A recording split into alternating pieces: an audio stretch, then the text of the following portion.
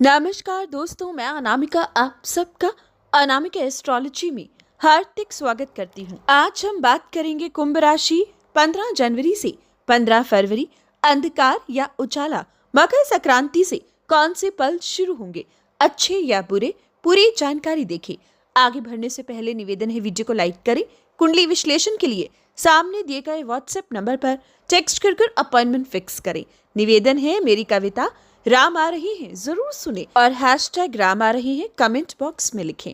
दोस्तों, हम बात कर रहे हैं आपके लिए सूर्य का राशि परिवर्तन। अभी चल रहा है खर मास और इसके बाद मकर राशि में सूर्य 15 जनवरी को रात्रि लगभग 2:43 पर प्रवेश करेंगे और समय को पलट कर रख देंगे। सभी राशियों को जमीन आसमान का अंतर अपने समय में नजर आएगा और आपके लिए ये समय कैसा होगा, आज इसी की चर्चा करेंगे। पहले जरूर जानिए कि खर मास पर मांगलिक कार्यों पर प्रतिबंध क्यों लगा हुआ था। जी हाँ दोस्तों, जब जब सूर्य धनु या मीन राशि यानी कि बृहस्पति की राशियों से गोचर करती है तो मांगलिक कार्यों पर प्रतिबंध लगता है, क्योंकि इसे खर या फिर मल मास कहा जाता है। क्योंकि इस दौरान जब सूर्य किसी भी राशि से गोचर करेगा तो उसके प्रभाव को कम करेगा।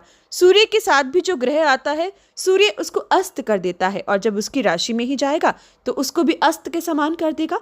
और मांगलिक कार्यों के लिए बृहस्पति का उदय रहना बहुत ही इंपॉर्टेंट है। अगर बृहस्पति ही अस्त हो गए तो मांगलिक कार्यों का करने का मतलब ही नहीं बनता। इसीलिए मांगलिक कार्यों पर प्रतिबंध मल मास में लगता है। और दोस्तों, दूसरा कारण इसे खर मास इसलिए कहा गया है क्योंकि खर यानी कि गधे सूर्य के रथ को खींचते हैं। जी हाँ दोस्तों, आपने सही सुना। असल में वैसे हम सब जानते हैं कि घोड़े सूर्य के रथ को खींचते हैं, लेकिन सूर्य देव की गति कभी रुकती नहीं है, लेकिन घोड़े जरूर थक जाते हैं। और इसीलिए सूर्य देव हर साल 15 दिसंबर से 15 जनवरी तक जब धनु राशि से गोचर करते हैं तो अपने घोड़ों को आराम देती है और उस दौरान दो गधे उनका रथ खींचते हैं और गधे घोड़े नहीं बन सकते, इसलिए उनकी गति धीमी रहती है। सूर्य चलते तो रहते हैं लेकिन धीमी गति से। इसलिए दोस्तों, मल मास या खर मास में मांगलिक कार्यों पर प्रतिबंध लगता है। आपको सूर्य की उतनी ऊर्जा नहीं मिल पाती जितनी हमें जरूरत है।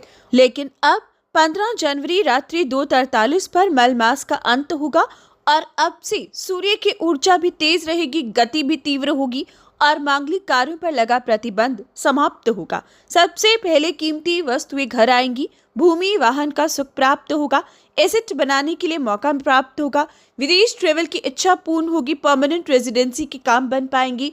साथ ही ये समय जो लोग सरकारी नौकरी विदेश में चाहते हैं या विदेश में रहते हैं, गवर्नमेंट सेक्टर के लिए ट्राई कर रहे हैं, तो बहुत ही अच्छे रिजल्ट आपको 15 जनवरी से 15 फरवरी के बीच में मिल पाएंगे। सूर्य की तेज गति विशेषकर आपको अब विदेश संबंधित कामों से, एक्सपोर्ट इंपोर्ट से, ऑनलाइन बिजनेस से लाभ देगी। या फिर आपका जीवन साथी अगर विदेश ट्रेवल करना चाहता है, विदेश में रहना चाहता है, परमानेंट रेजिडेंसी की इच्छा रखता है, तो उनके काम अब तेज गति से बनेंगे। ये समय आपका जीवन साथी विदेश में सेटल हो सकता है। सूर्य का राशि परिवर्तन पार्टनरशिप में थोड़ी सी प्रॉब्लम्स लेकर आएगा, इसलिए अब पार्टनरशिप में सूझबूझ रखिएगा, लापरवाही, धोखे से बचिएगा।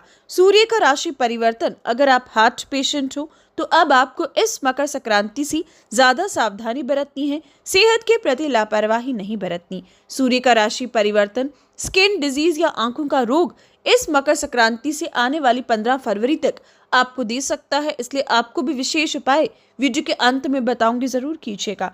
किसी भी वाद विवाद से बचिएगा, अपनी कीमती वस्तुओं का ख्याल रखिएगा, क्रोध पर नियंत्रण रखिएगा। ये समय सूर्य का परिवर्तन आपको मिला जुला सा परिणाम देगा। जहां पर विदेशी जमीन से लाभ तो बाकी कामों में नुकसान दे रहा है। अगर बिजली विभाग से जुड़े हो, इलेक्ट्रिकल के फील्ड से हो, आपको अभी संभलना होगा। गलतियां हो सकती हैं, आग और पानी के भय से भी बचने की जरूरत है। किचन में काम करती गृहिणी भी लापरवाही त्यागे, सूझबूझ से काम करे। हालांकि दोस्तों, मल मास का अंत होना मांगलिक कार्यों पर लगा प्रतिबंध समाप्त करेगा, लेकिन आपको इस समय सूर्य का परिवर्तन ज्यादा लाभ नहीं देता है, इसलिए संभलना होगा और सूर्य की रेमेडीज जरूर करनी होंगी। सबसे पहले सुबह उठकर अब से सूर्य देव को जल जरूर दें, आदित्य हृदय स्तोत्र पढ़ें, नेत्रहीन व्यक्तियों की मदद करें, एक मुट्ठी मसूर की दाल जल प्रवाह संडे के दिन करना नकारात्मकता से बचाएगा और जो लोग विवाह करना चाहते हैं, ये महीना आपके लिए विवाह के योग बहुत ही कमजोर है। आप इस समय कुंडली के अनुसार विश्लेषण करवाकर फिर विवाह के बारे में सोचें। ये समय विवाह रिश्ते आने थोड़े मुश्किल हैं। बात करें विशेष समाधान, तो दोस्तों अगर मैरिड लाइफ में कोई प्रॉब्लम है तो आपके लिए इस राशि के अनुसार सूर्य कारक है, तो आपको सूर्य की रेमेडीज करनी चाहिए गोचर और कुंडली दोनों के अनुसार। अगर आप नहीं जानते कि कुंडली के अनुसार आपके सप्तमेश के कौन सी रेमेडीज आपको करनी है, तो कुंडली का विश्लेषण तुरंत करवाएं और अपनी मैरिड लाइफ को मधुर बनाएं। तो ये था आपके लिए सूर्य का परिवर्तन। हर अच्छी बुरी खबर के लिए जय श्री राम जरूर लिखिए। कमेंट बॉक्स में राम आ रही हैं जरूर लिखें। धन्यवाद।